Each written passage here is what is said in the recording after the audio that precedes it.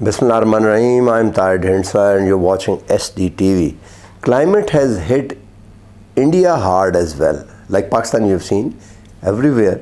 So climate action is important.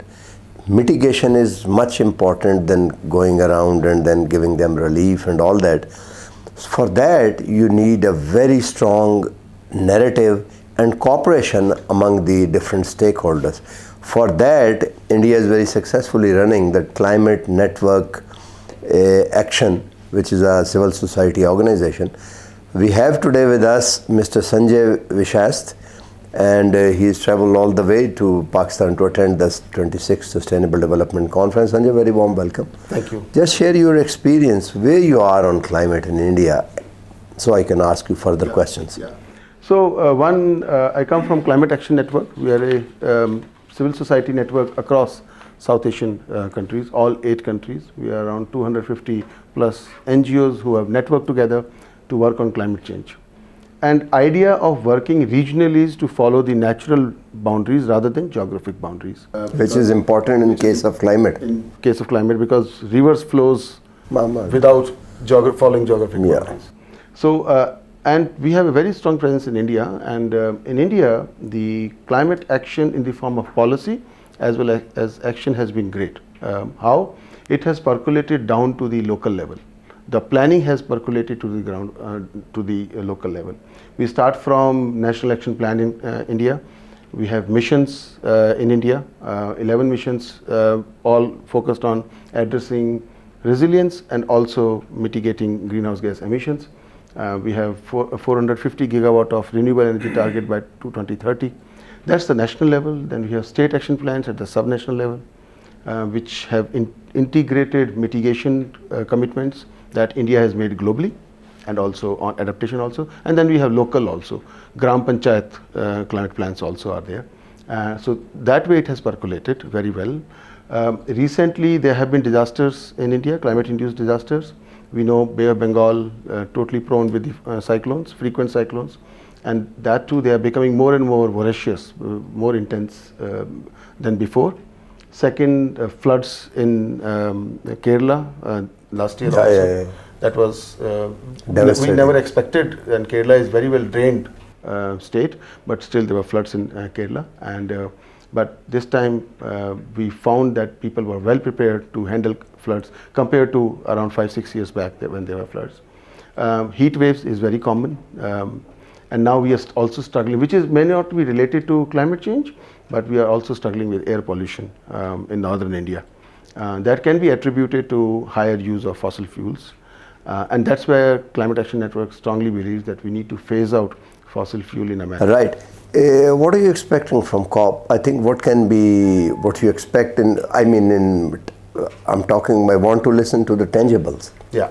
So I think there are 2-3 expectations from COP. One, this COP is more about loss and damage financial agreement.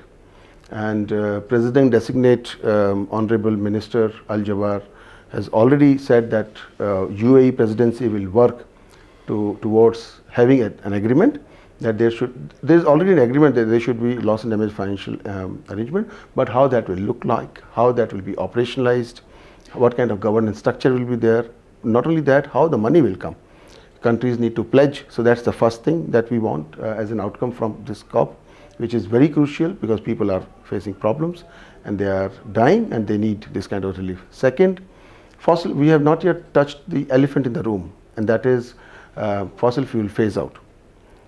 No negotiations are talking about it. There were discussions about fossil phase down, for fossil abatement, fossil fuels abatement and all that, but I think ultimately we need a phase out of the economy, and we move towards energy transition.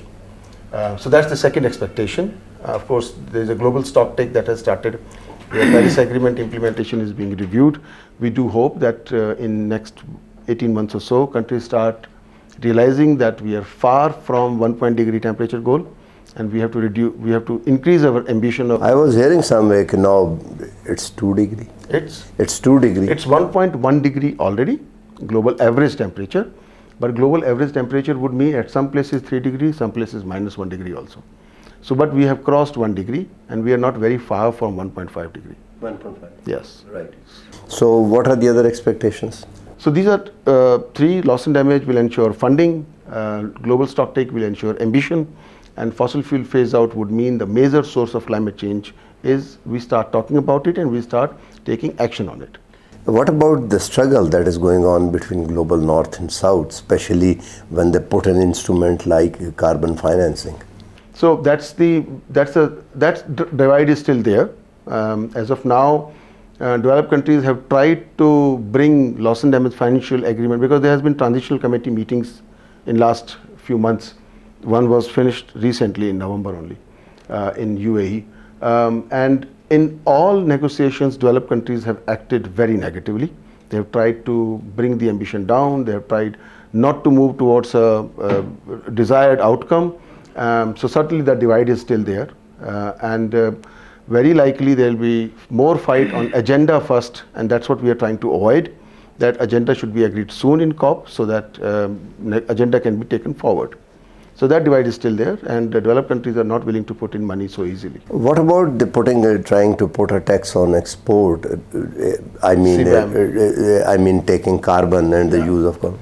Yeah, so there is a carbon border adjustment mechanism, CBAM, that has been agreed in Europe, EU, which would mean that they will tax any product that will enter Europe, which has consumed more energy than it should have been. So CBAM is something being opposed by developing countries, but I personally feel that it's a very good initiative. It's a good initiative. It's a good initiative because that way we are encouraging, basically EU is encouraging importers to be more efficient or move towards energy transition so that their products are less energy consumed and they are good quality. Do you think industry in countries like Pakistan and other countries have finances for BMR at that point? Not yet. That investment, again, you're right. So this is CBAM is more about, only taxing a product, but I think EU should also give some money. Should also try to bring in energy transition in their producing countries so that they can receive product. No, but the industry should be rescued. Yeah, exactly. So directly, are they going to cooperate with industries and all that, or they should be doing that? I think that's being discussed in EU. That's as far as my understanding goes. Should there be some mechanism which is traceable? Yes, there should be mechanism. Are you talking about that? CBAM is basically not a global one. It's a more EU-centric. EU has put in. But it has implications on all countries. For India and Pakistan, it's a major... And Bangladesh also. And Bangladesh exports goes there? Yeah, absolutely. So we are basically supportive of CBAM in the sense that what EU is trying to do. EU is trying to ensure that by putting CBAM, the polluting industries in developing countries, they become highly efficient. That's one. Second issue that they are trying to do is that no polluting company from EU goes out and give jobs to other countries and Europeans lose their job. So they're trying to protect their own interests, but while also moving towards environmental integrity. But when they were developing, they were spewing carbon like anything. Now it is your turn to develop, and they're putting tax. Have you talked about all these things? Yeah, so we have certainly talked about it. I mean, is there some hope for outcome?